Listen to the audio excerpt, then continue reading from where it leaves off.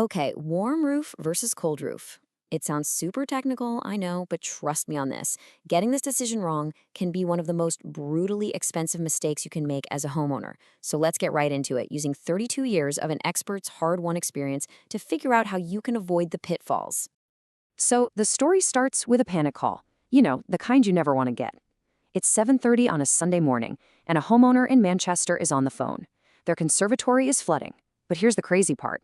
It wasn't a storm. It was something way more predictable. Those 14 buckets, that's the real-world result of a bad choice.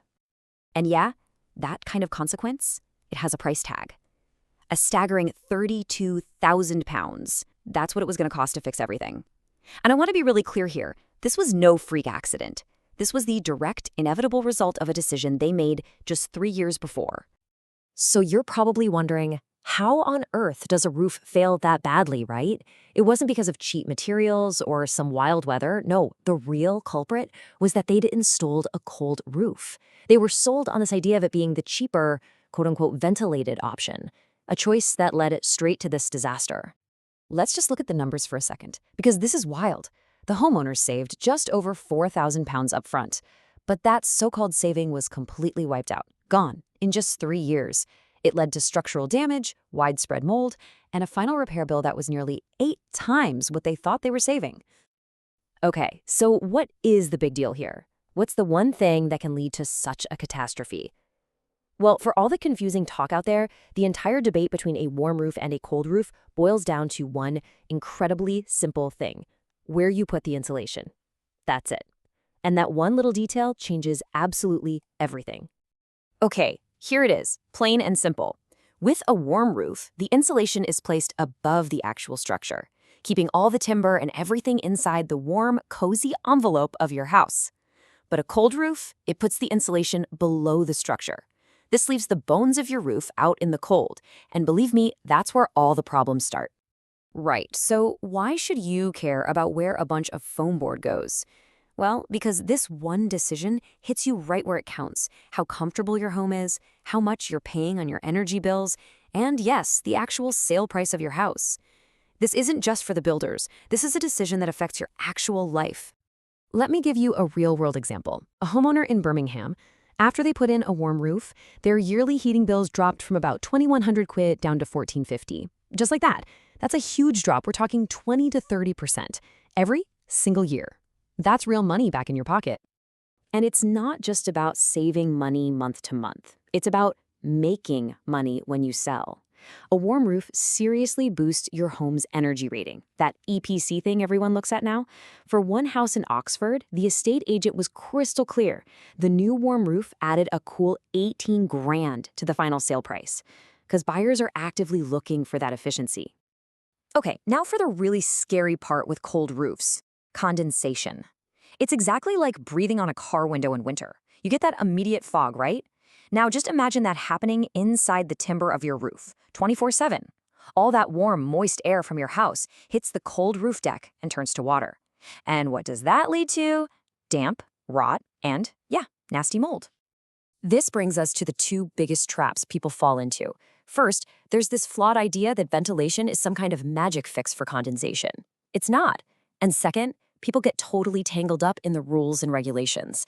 And messing up either one of these, well, it can be a total disaster. So here's the sales pitch for cold roofs. Don't worry, ventilation will carry all that moisture away. Sounds good in theory, right? But in the real world, it's so fragile. Insulation gets stuffed in the wrong place and blocks the airflow. Vents get clogged up with leaves, or, and this happens all the time, someone feels a draft and just tapes up a vent, and boom, the whole system is broken. A warm roof, it doesn't need any of that. It just works. Okay, here's the other big one people get wrong all the time. They mix up planning permission and building regulations. Planning is about how your house looks. Building regs are about whether it's safe and efficient. Now listen to me on this. You almost never need planning to swap a roof, but you absolutely 100% need to follow building regulations for any insulation work. If you skip this, they can literally make you tear it all down. All right, let's just tackle the elephant in the room, shall we? This myth that a cold roof is the cheaper way to go. And look, I get it. When you first get the quotes, it looks that way. But that's just the tip of the iceberg, and it's a really dangerous way to look at the total cost. And to be fair, yes, a cold roof is cheaper on day one. You're probably looking at saving, what, 3 or 4 grand. And honestly, for a lot of people, that's it. Decision made. They see that initial saving and stop right there. But that is a huge mistake. Because as soon as you zoom out and look at the cost over the long haul, say 20 years, the whole picture flips on its head. Once you add in what you're saving on your heating bills, plus the fact you're not constantly paying for repairs, well, it's not even close. The warm roof is the hands-down financial winner. No contest. Let's actually look at the numbers. Yeah, the warm roof costs more at the start, but then you save hundreds every single year on energy. And here's the kicker, maintenance. You could be looking at up to 9,000 pounds over 20 years to keep a cold roof going, versus maybe 3 grand for a warm one. What this all means is that the extra money you spend on a warm roof, you make it all back in just 6 to 8 years.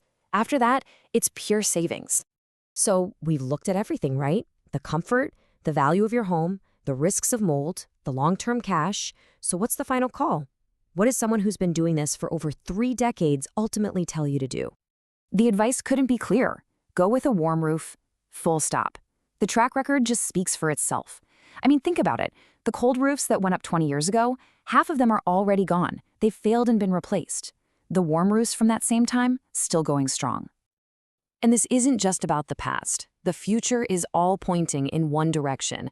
Building codes are only getting tougher. They want more and more energy efficiency. And a warm roof just gets you there so much more easily. It's quickly becoming the new standard, not some premium upgrade. So at the end of the day, it really all boils down to one simple question you need to ask yourself. Is your roof going to be a recurring expense, a constant headache with repair bills you're always worried about? Or is it going to be a one-time investment, something you do right once, and then you can just enjoy a comfortable, valuable, and secure home for decades to come? It's your call.